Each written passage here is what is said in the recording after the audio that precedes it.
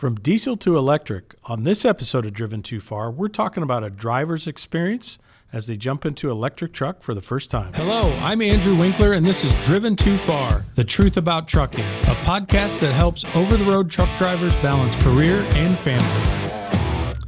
Hey, we're back on this episode with Driven Too Far, and we're with Brad Bayne of 4Gen Logistics. Brad, on this episode, I kind of want to talk about the driver in their experience with the electric trucks. Last time we talked a lot about your journey as a company and what made you get into the electric trucks in the ports in California. But I know there's a lot of drivers out there that are just really curious about this. I guess first off, tell us a little bit about your company again and what do you specialize in?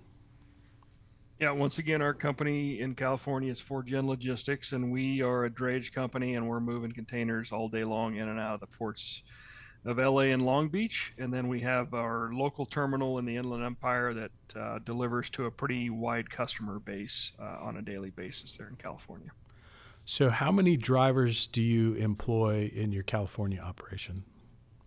Currently, between both locations, we're at about 60 drivers. Okay. And you say you've been going down this journey for up to like 3 years? Yep. How did the drivers react, or when did you bring the drivers in to the whole idea of, hey, we're going to have to go electric whether we like it or not? You know, the state's kind of pushing that way, and what were the reactions? Yeah, we started this electric journey once again before I came on about 3 years ago. I've been with the company now for 2 years. So they had been running some BYD electric vehicles in the ports before I got here. And the feedback from them and from our managers there on site were, once the drivers we had got into those BYDs, they pretty much said, we never want to come out of them. So no kidding. I took that as a pretty positive sign going into this. But then it was really my job and to kind of ramp up to where we were taking the journey next and kind of building relationships with what other OEMs were going to get involved. And I knew early on that we wanted to have the drivers as part of this. We wanted them to be able to experience what it was like to drive one. We wanted them to be able to experience just the differences between an internal combustion, a diesel engine, and the electrics. And plus we value their feedback. We kind of have a unique design here where if you looked at our org chart of our parent company or 4Gen, the drivers are above the owner of the company. That's just how important we feel the drivers are. And so we wanted that valuable input, and that's kind of how we set about the process when we started looking at other OEMs. Now, you shared that you had driven the trucks too. Can you give the audience just a little bit, what was your take on the difference between the diesel and the electric, and what did it feel like? What differences did you notice right away? I think the first thing that always comes up, even when I got in an electric for the first time, or one of our drivers gets in it for the first time, it's like, how do you start it? You literally, you turn the key over like you're starting a traditional diesel, and you'll hear some clicks as the computers go through a few things, but then after that, it's just dead silence. So that's the first thing you notice right away, is there's just no noise to it. When I first got in to just bobtailing around one of our day cabs in California in one of our yards, it's extremely impressive, just the amount of torque and horsepower and how that relates. I mean, you can literally break the wheels loose at any given time. There's just that much torque, thousands and thousands of pounds of torque that are there. So that was kind of unique. And the other thing is I had a chance to visit Volvo in Virginia and go out on their test track. And that's the first time I actually got to pull an 80,000 pound load with one of their electric vehicles. The first thing you notice is very quickly is how smooth the power transition is when you're going from a stop to 50 miles an hour, as we did on the test track. It's like you're not even pulling anything, which was just crazy to think about, an 80,000 pound load. And I don't care what kind of diesel you're driving, what's behind there when you're taking off. With the electric vehicle, it was like it was not there. Volvo's test track is kind of windy, and of course, I had an instructor with me in the passenger seat, and as we came around a pretty tight corner to go under a railroad track on their test course, he had to remind me that I was pulling a trailer back there, and I probably wanted to get a little farther to the right when I make this corner. And it was truthful. I had literally forgot I was pulling a trailer. That's just how smooth it is with this battery electric vehicle. So, and all of our drivers kind of got that same experience when they got a chance to get in there. So the feedback has just been phenomenal. Everybody's a little interested in how quiet the vehicle is, but they're all impressed by just the performance of kind of that 0 to acceleration, either bobtailing or with a load on the back. So there's no transmission in electric vehicles, is that right? Are the motors mounted directly to the axles? Yeah, they are mounted that way, but they're considered like a 2-speed. So you get a shift at about 21, 22 miles an hour. And that's the one thing I love about the Volvo and the Kenworth is how smooth that transition is. But that's really your only shifting that's kind of taking place at that point. Do you hear that? Do you feel it like you would in a traditional truck? Not as aggressive, probably a little bit more in the Kenworth than you do in the Volvo, but it is just extremely smooth in both of those trucks. That's incredible. So maybe tell the audience again a little bit, what's your average length of haul? What are you really doing with these trucks? Are you your drayage operation out of California? So are you staying really local, or what kind of miles are you putting on them in a day? Yeah, we'll our Kenworth units that we're purchasing are going to be more specific to the ports. They're a 4-battery unit that gets probably 120 to 140 miles of range under the right conditions. So we don't have the range that we need to do our Inland Empire customer deliveries. So those trucks are going to see a shift usage of 40 to 50 miles.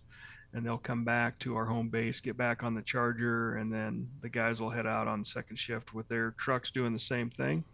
Our other operation, we went with the Volvo VNRs because they're a 6-battery pack with 175 to 225 mile range. And that's about what our daily shifts look like in the Inland Empire as we deliver to our customers. So we're excited to get those out there. And be able to use those on our daily deliveries. And we hope in most cases that we can get through a whole shift without a charge or needing to change to another truck, but we're prepared for that if it comes up and we need to do some opportunity charging on a 30-minute break, or maybe in some cases we'll have them jump in a whole new truck to finish their shift. But all things to be determined as we get the fleet rolled out here in the next 6 months or so. You know, I would imagine it was scary, like any time you go through a change, and it doesn't even have to be in transportation, any business. But you talked about bringing the drivers in from the beginning, and I think that's really important, the transparency, I'm sure. But before the driver physically got to touch the truck or got to test drive the truck the first time, was there any kind of pushback from a driver, or were they against it just because it was simply a change from what they're used to? I think we had a mix of both. I don't want to preface any generations, but our older generation drivers that have been around a while and love their diesels, they definitely, had some concerns. How's this going to look? Range anxiety is a huge piece for the drivers. What's the range going to be like?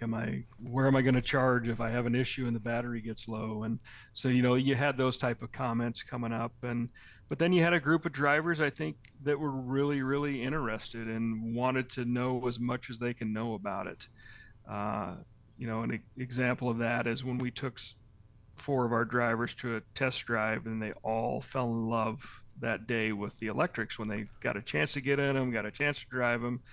And then I have those drivers like every other week, like, when's our electrics coming? When's our electrics coming? We really want to get in the electrics. So we kind of had a mix of both in our drivers. And I think we still have some drivers that are very anxious as we roll them into the electrics. But once again, we haven't had one driver as we've rolled out some of these new Kenworths and our one new Volvo that have got into them that if I went and tried to take them all out, they'd look at me like I had three heads and say, no, I'm not getting out of this truck. I love this truck. So any driver that's had the ability to get in the truck and drive it and use it on a day-to-day basis has been extremely happy with the experience to this point.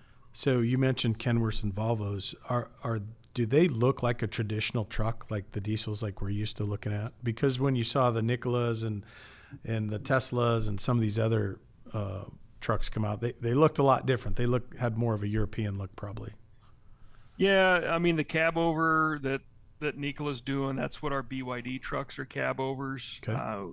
We definitely took that into account when we were looking at it. But for right now, it's a T680E, and if you looked at it from the street, you'd think it was just a 680 Kenworth. The Volvo 6 battery packs we have look just like a Volvo day cab. The difference with the 6 battery packs is they have 2 of them piled right behind the cab.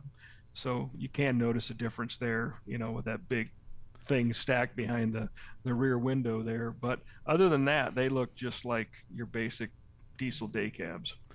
What have you guys done? Have you had curiosity, like from the community at all? Want to know what you're doing? Has it presented any opportunities for you to go out and speak in the community about what you're doing and your experience with it and how you're moving forward? Not so much community related, because our depots are kind of ones in the Port of Long Beach, and so there's not a lot of people that are by there. Public doesn't see them so much. Yeah. And it's kind of the same way. We're kind of in a warehousing area with our Rialto yards, so not so much on the community standpoint. I can tell you, with 4Gen being an early adopter, I speak to a lot of people that are reaching out to me more from the trucking community that want to make this transition, and which I'm glad to do, because we're 3 years into this and there is so much we've learned and so many things that we probably look back and maybe do a little bit differently now. And I think not only us, but all the OEMs we've dealt with, the utilities we're dealing with, they probably say, hey, if we could do this all over again, we do it a little bit differently. So that knowledge that I have 3 years into this, I love to share in every opportunity I get. If somebody reaches out, I make it a point to make the time to have that 30-minute to an hour conversation to help them maybe avoid some of the things that we've had to deal with over the last 3 years. I'm thinking about the driver recruiting aspect of it. Is there interest from drivers that want to come to work for you because you've been aggressive in implementing the electrics? Have you had to change anything? Or maybe you haven't had to recruit a whole lot. Maybe you haven't had any turnover to speak of. So, yeah, the good news for us in California is we have this unbelievable long-term stable group of drivers. We have that 10 or 15% that's always turning over, but we have this really good core group of drivers. So we haven't had to do a lot of advertising for new drivers specifically around the electric piece, because one, we have so few units right now. I imagine that'll change a little bit as we go completely electric. We hope by 2025 that'll be part of our marketing efforts. I can tell you that we probably get the best recruitment efforts from our current drivers who are talking to drivers they know. And so we're getting interest that way, saying, hey, I'd really like to be part of the team, love to drive one of these electric vehicles. So we're seeing a lot of that, which is good news for us as a management group, because we know drivers are talking positive about their experience so far with the EVs that we do have running. Yeah, you can't ask for anything better than referrals anyway, so for sure. Yep. So I'm thinking about my own personal operation. Our average length of haul is probably 500 to 600 miles. We cover 48 states.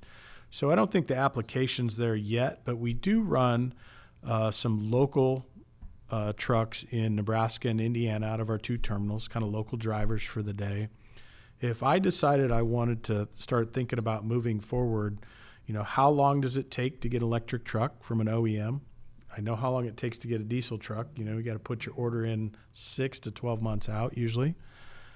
Are electrics the same? Can you even get them? Is the waiting list long? And then what's a realistic expectation for me to put something like that into play, thinking about, I got to work with the electric companies and get the charging stations.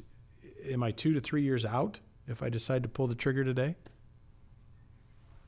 Well, I would like to tell you, no, you're not 2 to 3 years out, but our experience tells us otherwise. But once again, it's all going to kind of depend on the size of the scope. Are you looking to put 1 or 2 trucks into play? Your timeline's probably 18 months. Okay. From an OEM perspective, I would say from everything I'm hearing, you're probably 12 months out from day of order for your trucks. We've ran into some recall issues that have extended our timeline, but we ordered 20 from one and 40 from the other OEM, so our orders were pretty substantial from the electric side. But I would say give yourself 12 months to 18 months. The other side of that is, the infrastructure piece. If you went, which I'll tell everyone initially, that's your starting point. Don't even worry about your equipment until you've had that initial conversation with your utility. You need to kind of go into mine is with a good game plan. I'm going to have this many pieces of equipment. I'd like this size of charger. This is what our shifts are going to look like. This is the demand we're going to put on the system. And it doesn't have to be exact. It just has to be a good estimate of what you see like now. And I also tell people, make sure you let them know what you picture it looking like 2 or 3 or 4 or 5 years from now, so they can build in that grid that you're going to need to support that power. But have that initial conversation with your utility. Let them come back and say, here's what we can do. In our case, we were lucky. The power you need is right across the street. So that takes that obstacle out of the way.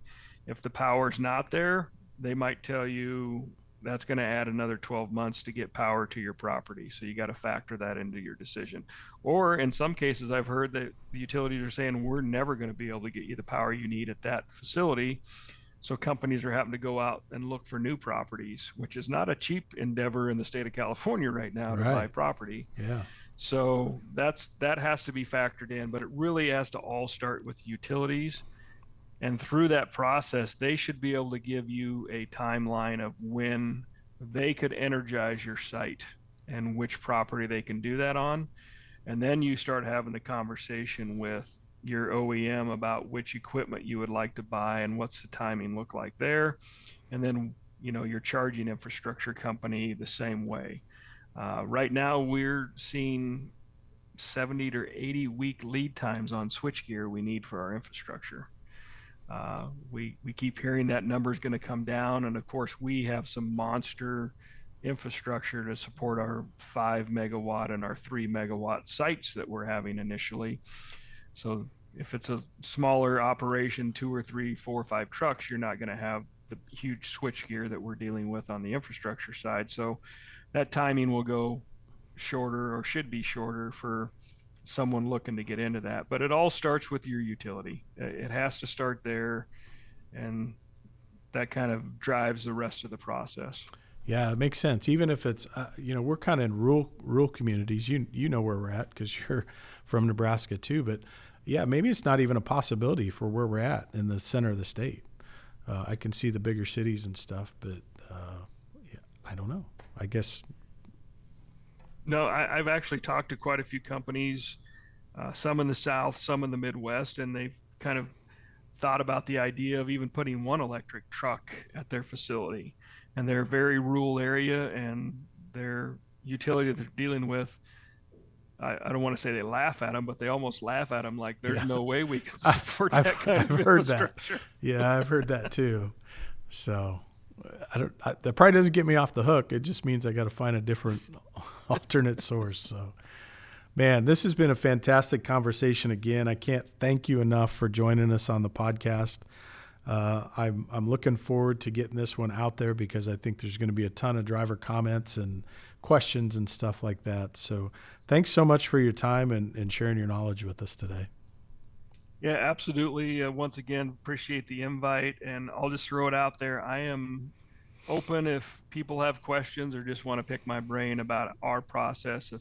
If they're looking to get into it, specifically in California, but anywhere else in the country. So I'm an open book right now, and I'd be glad to kind of help people dodge the minefield of electrification right now. Yeah, tell us again how somebody can get a hold of you, either through a website or email. Yeah, I'm out on LinkedIn. Feel free to connect with me out there, or you can shoot me an email at brad.bayne, and that's BAYNE at DSLLOG.com. Thanks, Brad, for joining us today. Take care. You bet. Appreciate it. Thanks for joining us on this episode of Driven Too Far. Don't forget to leave us a 5-star review and a comment below.